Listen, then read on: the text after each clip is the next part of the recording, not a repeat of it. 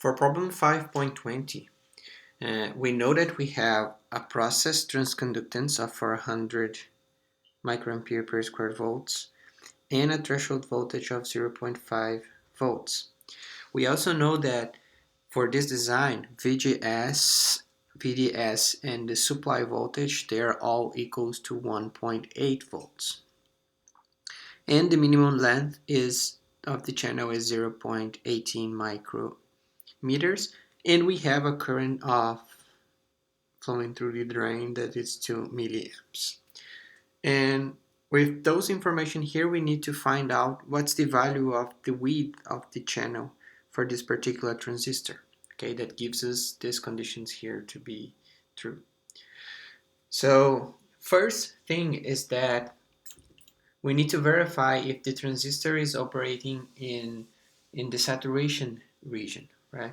So for that, we need to verify if VDS is greater or equals to the overdrive voltage. Remember, that's the condition, that we have that curve, and we are operating in the right of that curve, on that curve or at the right of that curve.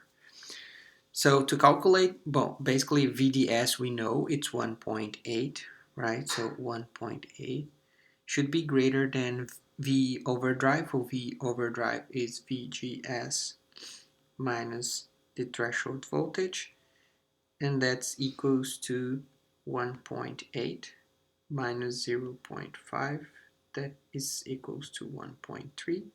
So 1.8 is indeed greater than 1.3 volts.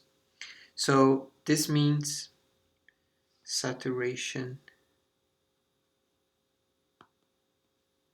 region operation.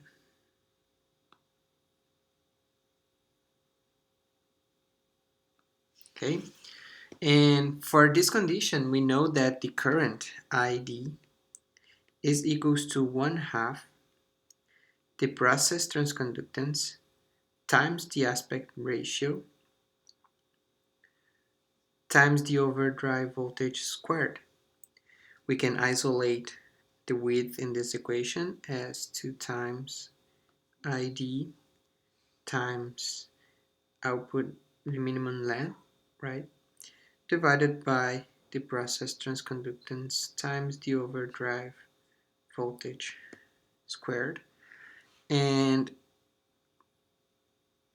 in this case, it's 2 times the current, which is 2 milliamperes, times the minimum length, which is 0.18 micrometers, divided by 400, which is the process transconductance, microamperes per square volts, times 1.3 volts, that's the overdrive voltage, right? We calculated up there, this one here, squared.